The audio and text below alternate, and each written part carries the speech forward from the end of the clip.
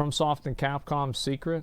Doing for years, something you might not have even realized. And it's this something that devs like Capcom and FromSoft have been exploiting to present some of the best combat experiences of any 3D game. What that be? It's hard to have a conversation about 3D combat without FromSoft and Capcom sliding into the room to assert themselves as the GOATs. Granted, it's totally fair that they do this because, well, it's true. They have the best games. When it comes to 3D combat, I seriously struggle to find a company that does it better than FromSoft and Capcom. On Capcom's end, we have games like Monster Hunter, a series that has single-handedly crafted a genre all about hunting massive bosses. These bosses present a one-of-a-kind David versus Goliath feeling, and when you defeat them by whatever means necessary, it's immensely satisfying. In exploiting their weaknesses and using traps and your environment to your advantage, you're able to tip the scales in your favor and defeat these forces of nature.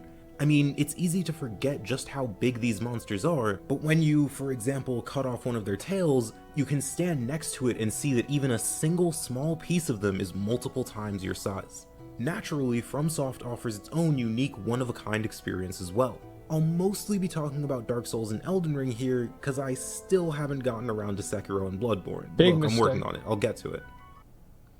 Eventually. Yeah, he's gonna do As it for tomorrow. games I've already gotten around to playing, let's talk about what Elden Ring and Dark Souls do to separate themselves from the competition. What's On that? a first playthrough of Dark Souls, the game may feel cumbersome, awkward, even clunky, but that's a very deliberate style that really forces you to appreciate the movesets of every single enemy in the game. I think that's very true in Dark Souls 1, but I feel like Dark Souls 3 and Elden Ring, it's not clunky at all. It's extremely fluid. Most games, I think that's only Dark Souls 1. They get in your way, you beat them up, and everyone moves on with their lives. But Dark Souls is different. In Dark Souls, I can remember nearly every single enemy in the game because I recall how much trouble they gave me. I remember the feeling that each of these enemies elicited when I first encountered them. The power and terrifying stature of the Hollow Manservant, the overwhelming speed and ferocity of the Starved Hounds, the how sick do you have to be to create a thing like this? Bro, I don't remember, like, I remember all the mobs, but I remember all the mobs in every game, so, like, that doesn't really say a lot. But I don't even know. I think these things usually, like, they go up and they grab you, but, like, I just kill them in one hit, so I don't really think about what they do. I just kill them. Feeling that you get when you encounter these abominations. You'd never get these feelings if the enemies were weak and easily defeated, which would likely be the case if the combat wasn't as slow and deliberate as it is. Yeah, that's and while definitely it's in true. these ways that these games like Monster Hunter and Dark Souls separate themselves from their competition, they do something that only the best games can. They take advantage of the player's ability to learn and master the systems at play. Now, this isn't something that only FromSoft and Capcom are able to do, but they do execute it in a very specific way that puts them miles ahead of their competition. But more I think that Sekiro does this the most. Like, if you look at Ishin in like the end of Sekiro, bro, that's a final exam. Like, if you don't know how to do something in the game, Ishin will remind you about that. Like, it doesn't matter if it's lightning reversal, Mariki counter, being able to make distance when healing, parry, any of that shit, like being able to avoid unavoidable attacks. Like, every single thing you're tested on that last boss. that later. As for what exactly I mean by taking advantage of learning, let me give you some examples. One of my favorite parts of Monster Hunter is the fact that you have 14 different weapons at your disposal. While in most games, these weapons would simply mean a change in stats or maybe a special attack or two, in Monster Hunter, switching to a new weapon is like switching to a totally different game. And it's also, the fact is, like, Dark Souls isn't as hard as people make it out to be. And that's why you can have so many different solutions to a problem. Is that the harder a game is, the less options you have. Ultimate back in the day, I remember getting pretty bored after about 300 hours of dual blades. That is until I changed my weapon to switch axe and felt the exact same thing I did 300 hours prior when I first started the game. This game's unique ability to present that one-of-a-kind feeling of learning and really mastering a weapon 14 different times is what makes it so special to me. Yeah, I think Dark Souls does a really good job on that too. Like, learning a different weapon and, like, just being really, really good at it. Other side of the coin, you have games like Dark Souls that force you to master the boss. By the time you beat a boss in Dark Souls, you know every single move they can throw at you. I don't. Like, remember whenever I beat Pontiff and I didn't even know what he did? That shit was funny. People were so mad.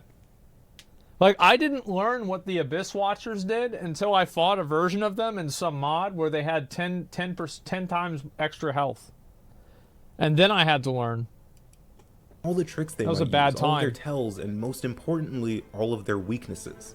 It's in this knowledge that you get the unique ability to got almost see voided, what they yep. do before they even do it. Through This mastery, boss made these Emmy games cry. allow you to experience combat not just as another mechanic in the game, but instead a skill that transcends the game, making not just the character stronger, but the player as well. See, that's However, one thing that, like, I'm going to go ahead and have him repeat that because I feel like that's, like, such a big true. experience combat not just as another mechanic in the game, but instead a skill that transcends the game, making not just the character stronger, but the player as well.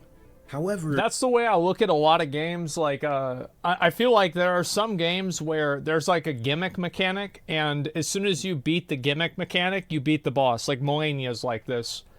But there are other bosses like Ishin, I think, that after you beat Ishin, you are better at the game than whenever you started. They will make you better at the game. And that's what I think is so impressive about it. Genichiro too? Yeah, Genichiro is another reality check. You remember movesets? I remember movesets on every boss in every game that I've ever played. It's not like Dark Souls bosses are special. I'm just good at remembering things. skill alone isn't enough. And as I said earlier, plenty of games utilize skill to improve their combat. So what makes games by FromSoft and Capcom different? It's how they utilize this skill. Let me explain. Dark Souls does something extremely unique that may seem insignificant at a glance. It allows you to level up. Now I know what you're thinking.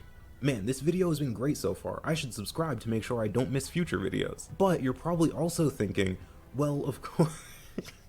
That's a good You're one. probably also thinking, well, of course, most games do let you level up, and you'd be right. From Dragon Quest to Witcher 3, leveling up isn't anything new. But the difference is, these games don't give you a choice. If you beat enough enemies in Dragon Quest, you level up. It's as simple as that. The reason for this is because you need to level up to beat the game. If you don't level up, your character won't be strong enough to defeat whatever monster threatens the world. In Dark Souls, however, you're given this choice. You can level up if you want, or if you're totally out of your mind, you can go through the entire game without selecting this option a single time. I think that's my favorite thing about Dark Souls is the fact that a good player can beat it without having any level ups. Like, I fully believe that somebody who is skilled enough at the game could have beaten the two frogs without any upgrades at all. And that, to me, is what really, like, separates a good game from a bad game. in Dark Souls, your level isn't the only thing that allows you by the to way, it's not like you have to have this. I just think it's really cool that Dark Souls has it, and I love that type of difficulty. The boss. Your skill is arguably even more important. The game encourages you to utilize your skill by going as far as allowing you to truly push yourself and only level up when you feel it's absolutely necessary. The brilliant part of this is that it's such a small addition that the average player won't even notice it. Monster Hunter does something similar to this as well. When you defeat a monster, it shows you how long it took you to do it. Again, this is seemingly insignificant information, but it's the game effectively telling you how well you did and indirectly challenging you to do even better. Yeah, it lets you, like, go against yourself. And yeah, is this Devil May Cry? The Capcom game that does this is Devil May Cry. Yeah, exactly. Like, this is, again, like, you would go back and play Devil May... Like, I was really into Devil May Cry 3. That was, like, my favorite one whenever I was, like, a kid. And I would go back and, like, try to beat them with, like, all, like, SSS rank. Cry with its ranking system. You can play through the game using the most basic, simple strategies and combos possible, Thank God. But if you truly demonstrate your mastery over the game's mechanics, it rewards you by giving you an S rank. Hi-Fi Rush Again, is like this none too. of these impact the gameplay of a casual player, but they all encourage someone who truly wants to test themselves to do so. Final Fantasy Capcom 16 and is going to have FromSoft this don't too. simply allow you to master their games. They encourage you to. And it's in these practices that they offer better 3D combat than any other game can. Yep. Now, speaking of Monster Hunter, you can check out this video on what'll make the upcoming expansion a 10 out of 10. Or you can check out this video on why, despite all evidence to the contrary, these games aren't perfect. No, they're not, but they're really good. Dude, I really like this video. This is such a good video. Holy fuck. Like, this was great. Somebody just linked this to me on my Reddit, and like, fuck, that's actually such a, yeah, it's a W video. Like, that's awesome. Give him a sub, give him a like, man. That was awesome. I think that it's definitely true. Like, and another reason is, like, these games don't have difficulty sliders. So the game is designed with one experience in mind. Because, like, how many of you guys have had, like, you do, like, I think Star Wars was like this for me. Is that, like, at the very beginning of Star Wars, I struggled with it a little bit because I didn't understand the mechanics. And also, like, I didn't have enough levels. I think Dark Souls 2 is like this too. But, like, after you get to the point to where you understand it, you just steamroll the rest of the game. Because, like, on the higher difficulties, the only thing that really matters is taking damage, and you're not taking damage all the time. So, like, you just get better at the game. So, like, things are, like, they're either broken, overpowered, like the frogs that, like, just nearly one-hit you with every attack they do, or they're, like, not even hard at all. You had a game journal, Brand, with puzzles? Well, I'm not a big puzzle guy, right?